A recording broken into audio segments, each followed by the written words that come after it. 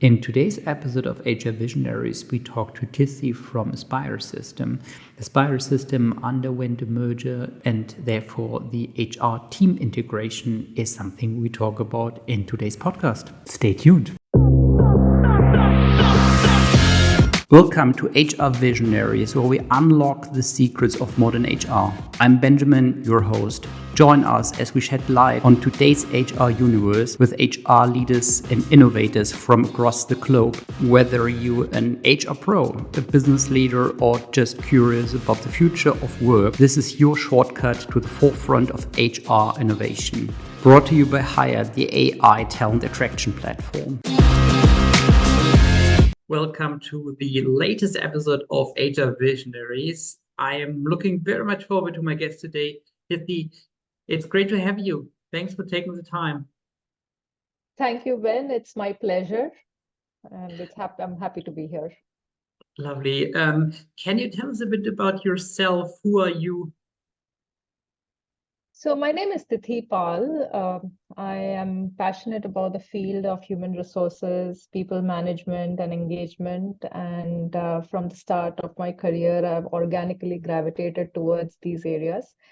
And professionally today, I work for Aspire Systems and head the HR and operations function for US and Latin America. Personally, I am a one-year-old mother and enjoying the role thoroughly. It's great So, to hear. It's great to you mentioned you grew into HR organically. Can you tell us a bit about your journey into HR? So how did you become an HR leader? okay, so it's actually very accidental and that I got into HR. But I quickly realized that I wanted to build a career around it. While I started doing a part-time recruitment job, and that kind of gave me a perspective how we talk to multiple people, attract the talent, and how it works. And I kind of got um, into the mode that I really was fascinated by that field and the volume and the scope of it. And from there on, there was no looking back. So it all started with the one summer, and one part-time job. And slowly I got a role in HR operations. And when I joined that company, I really liked their work culture. And little did I know at that time that just 2 years later, I would be playing a very key role in managing the culture and ensuring that every person in the organization experiences that culture. So that's how the transition into HR happened. So then I went on to pursue my master's degree in HR and just traditionally got qualified into the field. You just mentioned culture as a very important topic.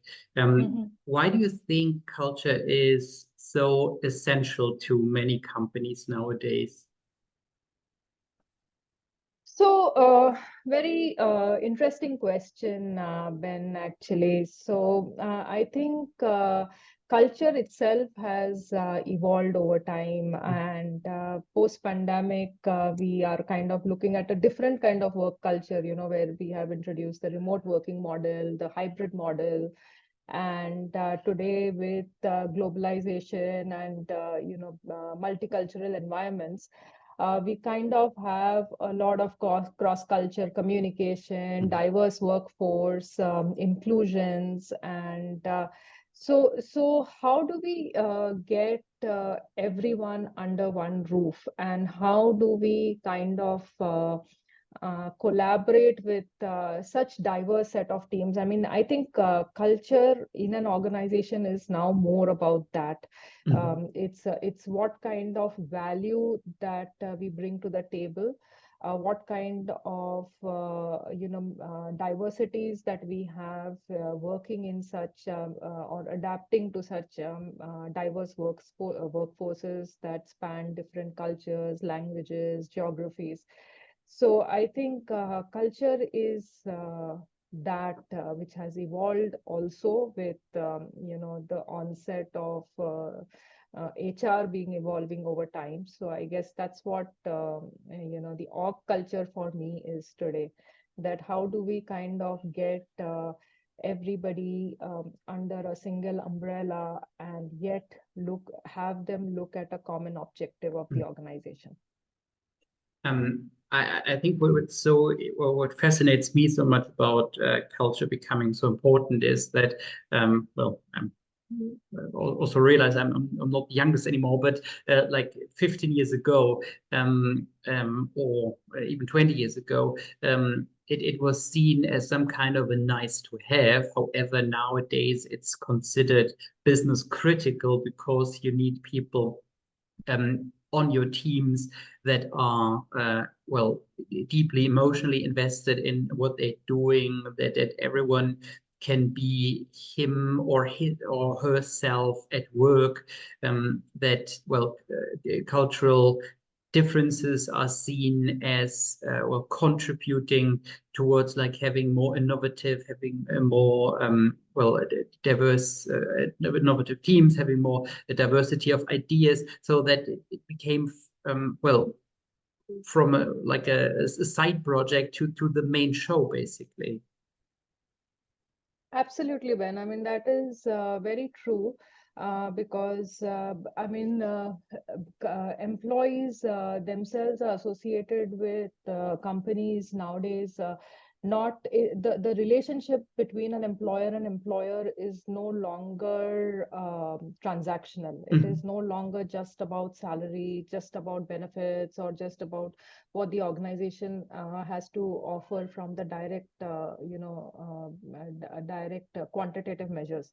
It is about what is the company also bringing of what value the company is also adding to the employee, which kind of includes work-life balances, which kind of includes the relation aspect, in terms of, do I like working for this culture, or do I like working for this leadership, and is it aligned to my career development opportunities, or career development plans, or my future plans. So these are the questions that an employee also asks today. So therefore it is very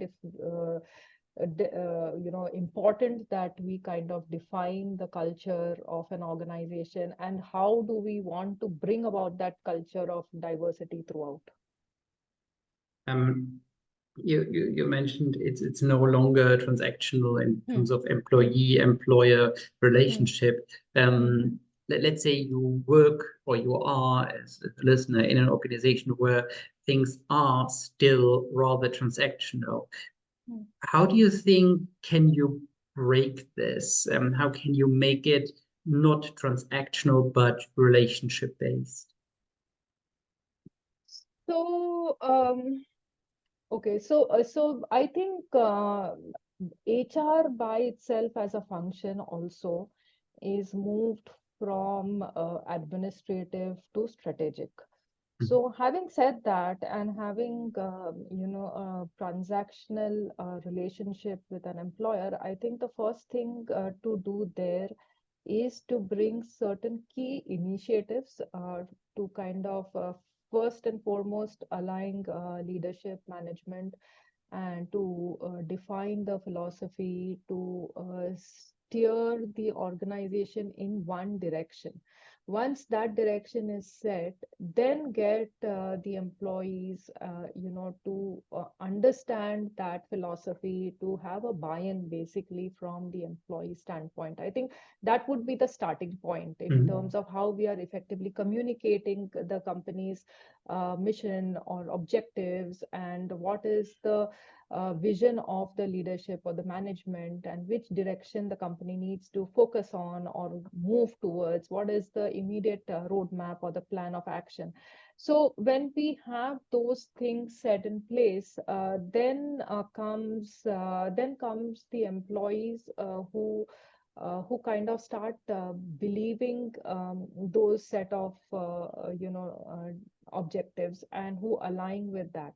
So having done that, then we move on to other initiatives, other providing employee experiences basically, and different benefits that can initiate those experiences, be it benefit packages, be it wellness programs, be it other initiatives within the organization that can be leveraged to take leverage to kind of streamline the vision or the objective. You also mentioned, well, that communicating a vision is incredibly important. Mm-hmm. Can you also tell us how can HR help senior leadership to shape the vision? So, HR, like I mentioned, I think is now more of a strategic function, and it kind of acts as an enabler, to the business, and kind of provides that kind of backbone or support to the management of an organization to uh, mm, act as a liaison between the organization's objectives and the employee, and then it's kind of a marriage, so to say, that happens between the two. So I think that's where I would start, actually. I mean, and in terms of the communication, or in terms of HR initiatives aligning with the org objectives to drive the key part of the business, which is eventually the people, and formulating the right initiatives to make organizations forward looking and a great place to work, focusing on providing an employee experience. So all these would come from effective communication, providing the right kind of right, clear, concise, authentic information to employees. I think that's where it starts from. Interesting. You mentioned the employee experience, because that was actually my next question already. So you mentioned also in the beginning that, well, the people engagement is very important for you. Employee experience is very important for you. What does great people engagement, great employee experience contain? That would be a lot of factors. Primarily, I think for a or a great employee experience, the focus on the prime thing for an employee experience would definitely be the organization's objectives, or the organization itself, in terms of how well they are aligned with their objectives. Is the leadership aligned with the mission statement, or the philosophy, and are the leaders um, exhibiting the company values in their day-to-day function? So primarily, when it starts from there, it starts right from the top. So once employees see that, and they are seeing the leaders walking the talk, that's where that's how employees start getting aligned. That is one first part of it. Second is, of course, the lot of varied things that we can do. I mean, either as an organization, or in bits and pieces within HR initiatives that can make a difference. How well are we defining the HR processes or practices?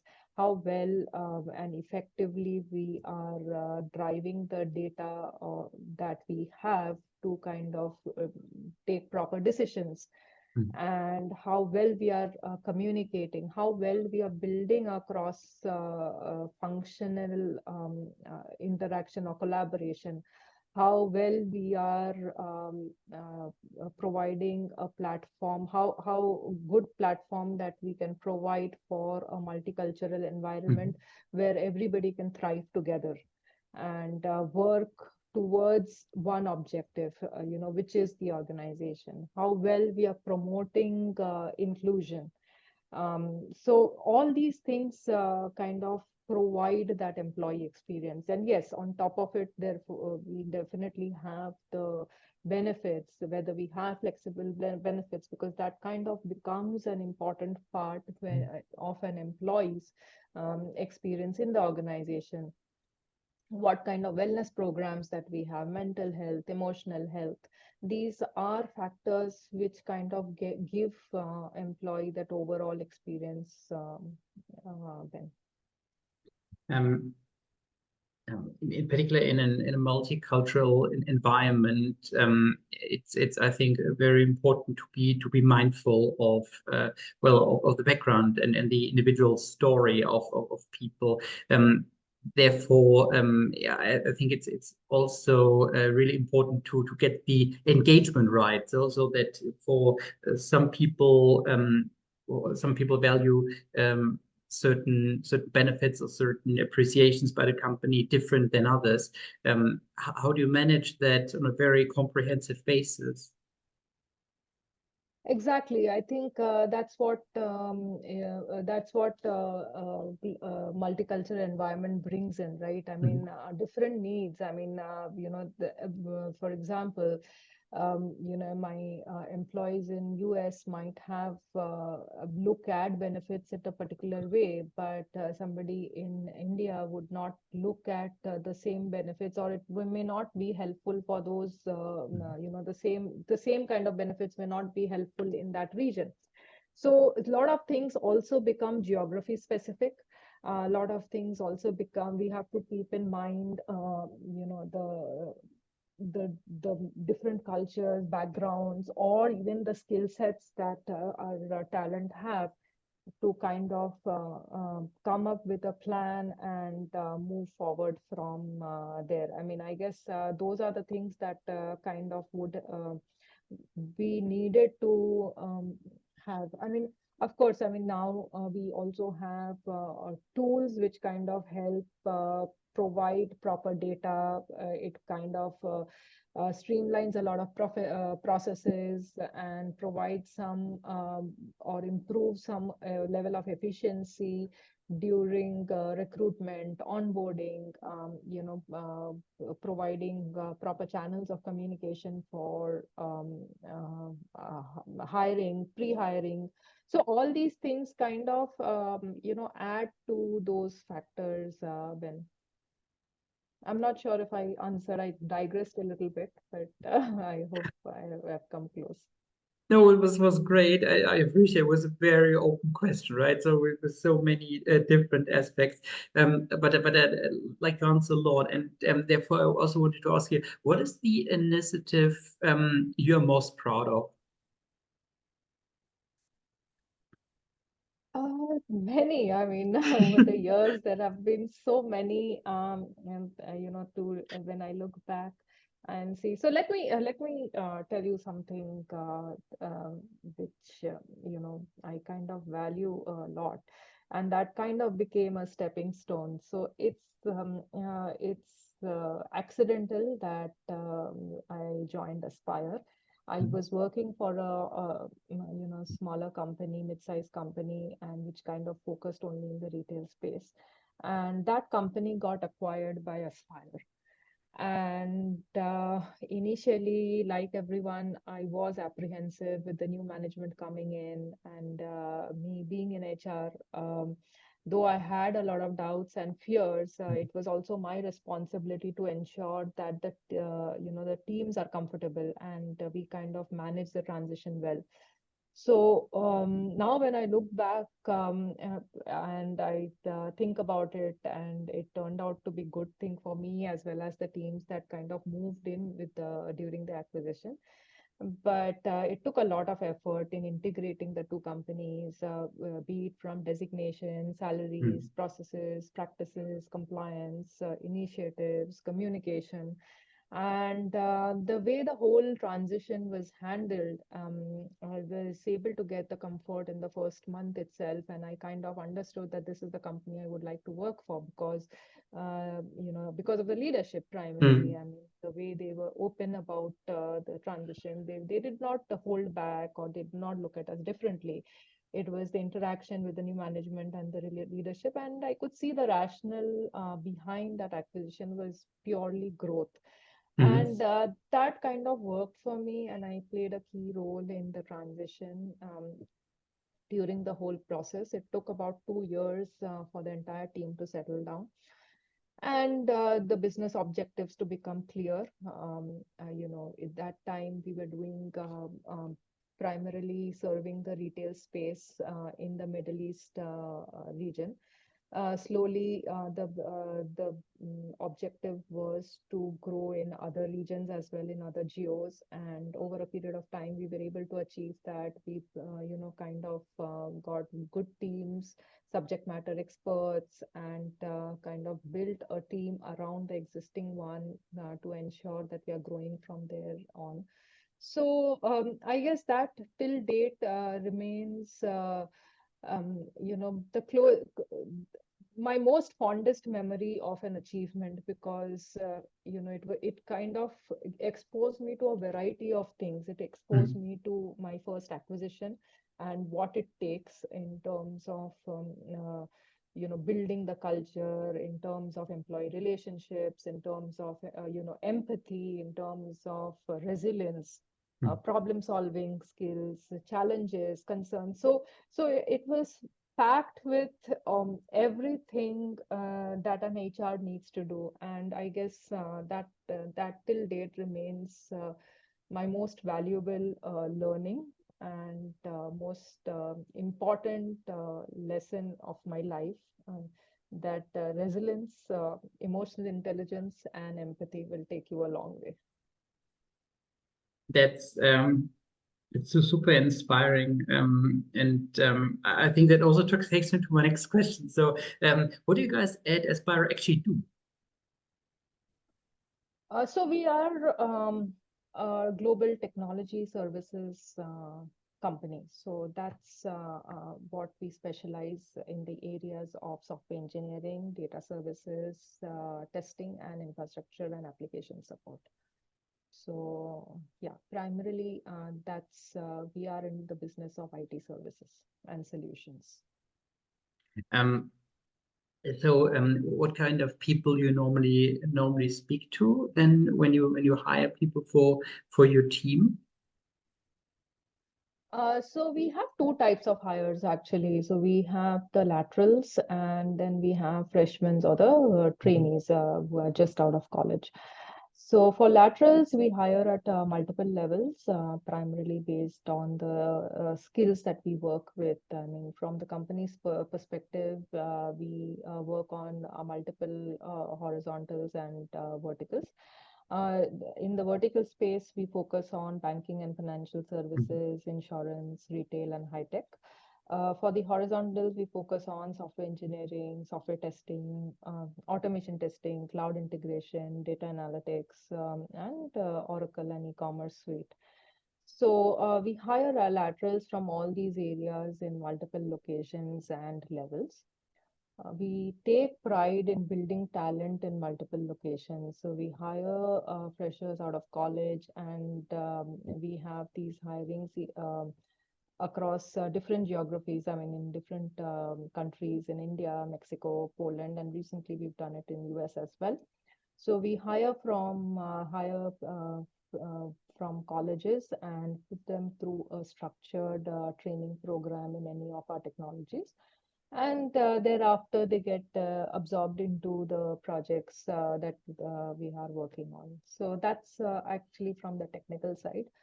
From the functional side, we hire for sales, marketing, HR, process assurance, facilities, system admin, infrastructure, finance, and legal and compliance teams from across all these locations. Well, so on my last question actually, so since you hire people from very different areas for quite a number of roles. I was wondering how recruiting and HR in general will change over the next few years, and what role in particular technology will play in supporting you, given it sounds like a very broad area, broad range of jobs you're involved, you're hiring for. So I think we are already seeing a change in the trend actually from the recruitment side. I think the focus is moving on skill-based hiring more than the traditional qualification hiring.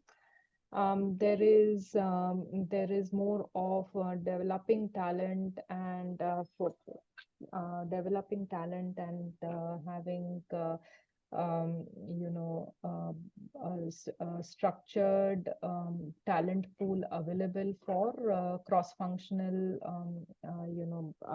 trainings or cross-functional programs. So we are seeing that trend anyway coming in more and more with different, the hybrid model or the flexible model that we have moved into in the past couple of years. To layer on top of it, we have the technology integration, which has kind of transformed the HR processes and practices with automation tools being available to make it more data-driven. And that kind of enables or takes away a lot of administrative work and, kind of focuses more on how we can ensure a better experience.